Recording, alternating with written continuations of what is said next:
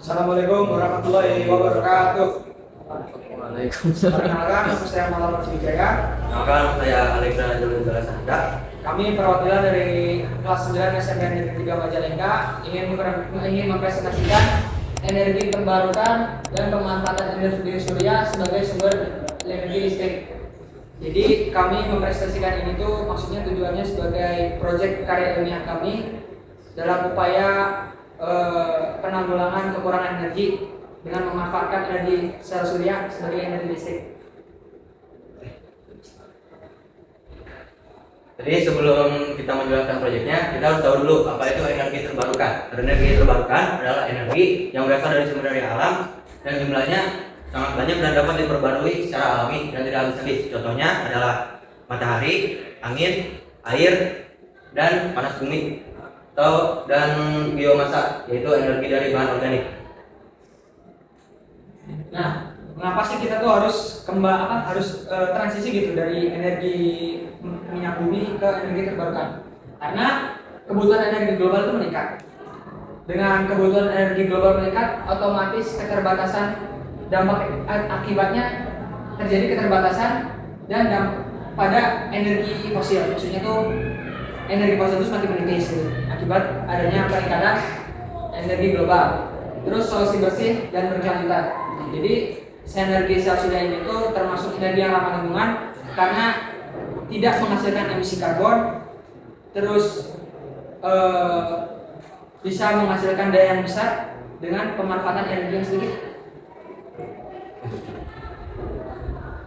Nah, jenis-jenis energi terbarukan utama seperti yang tadi saya sebutkan adalah energi matahari, energi angin, energi air, energi biomasa, energi panas bumi. Nah, sekarang dijelasin lebih jelas lagi. Energi surya atau energi matahari adalah energi yang memanfaatkan radiasi sinar matahari untuk menghasilkan listrik atau panas.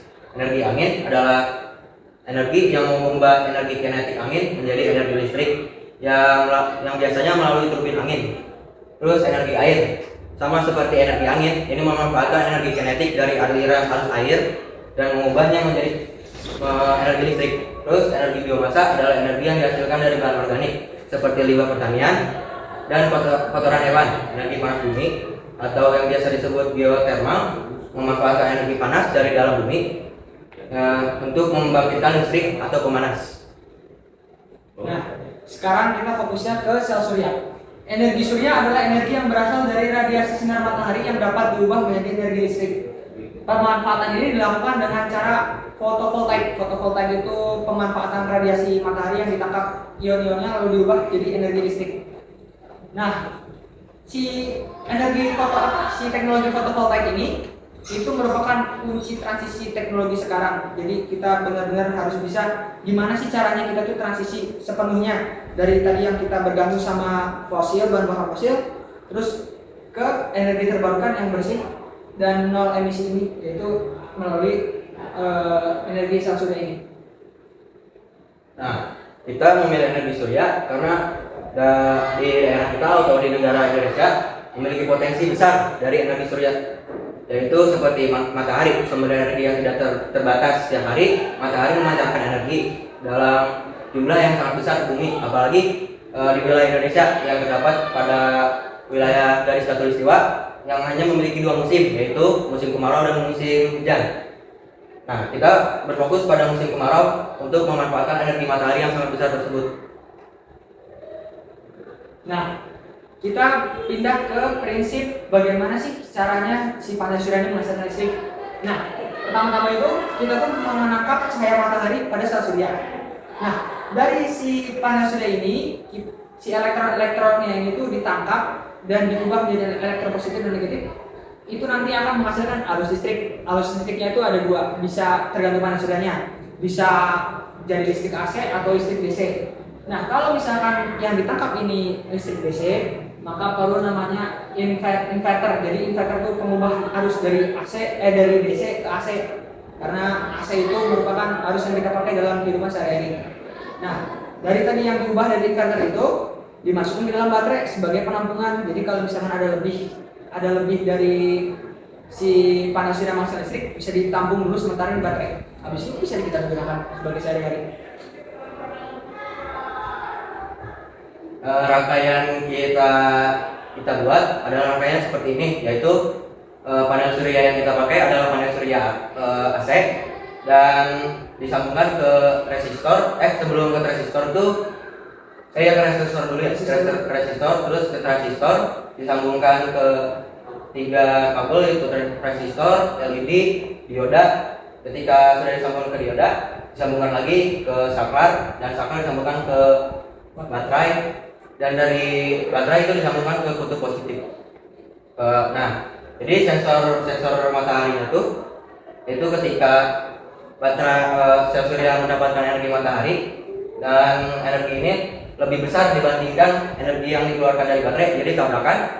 Nah, jadi yang berfokusnya itu pada pengisian baterai. Tapi ketika tidak ada cahaya yang masuk ke sel surya itu, baterai mengeluarkan energi atau mengeluarkan arus listrik dan menyalurkannya ke LED sehingga lampu LED bisa menyala. Nah, karena bisa tabrakan itu karena apa? Karena si panel suryanya itu menghasilkan daya yang lebih besar daripada baterai. Jadi kalau misalkan si panel surya lebih besar, bakal tabrak arusnya. Jadi si panel surya yang menang nanti masuk ke baterai. Nah, kalau misalkan nggak ada masuk dari panel surya, baru si baterai dimanfaatkan. Nah, ini komponen utama sistem PLTS itu ada Pertama itu ada panel surya, ya. itu yang utama. Komponen utamanya ini Itu terdiri dari, jadi si panel surya itu terdiri dari 2 silikon. Jadi silikon P plus sama dalam silikon itu. Nah, itu yang mengubah elektron dari matahari itu diubah jadi listrik. Terus ada inverter tadi, yaitu yang mengubah arus DC dari panel surya jadi arus AC. Terus baterai ini sebenarnya opsional, bisa dipakai langsung atau tidak. Bisa dimanfaatkan langsung dari energi listriknya dari sel surya langsung, atau ditampung dulu dari baterai. Tapi alangkah lebih baiknya di baterai dulu, karena apa? Kalau misalkan sudah disimpan baterai, otomatis si energi listriknya ini jadi lebih stabil ketimbang yang ada dari langsung ke panel surya. Karena kalau misalkan langsung dari panel surya itu bisa aja si panel surya ini kan putus-putus ketutupan awan atau apa, jadi harusnya putus-putus, jadi kurang bagus buat peralatan elektronik. Terus ada solar charge control. Nah, ini pentingnya tuh di sini. Solar charge control itu yang mengontrol keluar masuknya arus, terus yang membatasi, yang bikin stabil si energi listrik yang masuk ke dalam baterai. Dan yang terakhir itu ya kabel dan panel kontrol. Jadi kabel dan panel kontrol ini sebagai output inputnya energi listrik dari panel surya ke baterai terus diedarkan untuk digunakan. Aplikasi pemanfaatan energi surya untuk listrik atau mengubah energi surya menjadi energi listrik biasanya bisa kita gunakan pada penerapan rumah menyediakan listrik untuk kebutuhan domestik sehari-hari. Nah, sekarang banyak rumah-rumah di luar negeri sana menggunakan panel surya untuk mengubah energi cahaya menjadi energi listrik.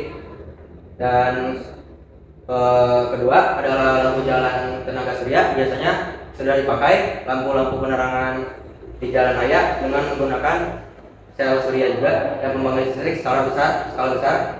Biasanya seperti menyuplai listrik ke jaringan nasional atau seperti PLTA-nya Indonesia. PLTS.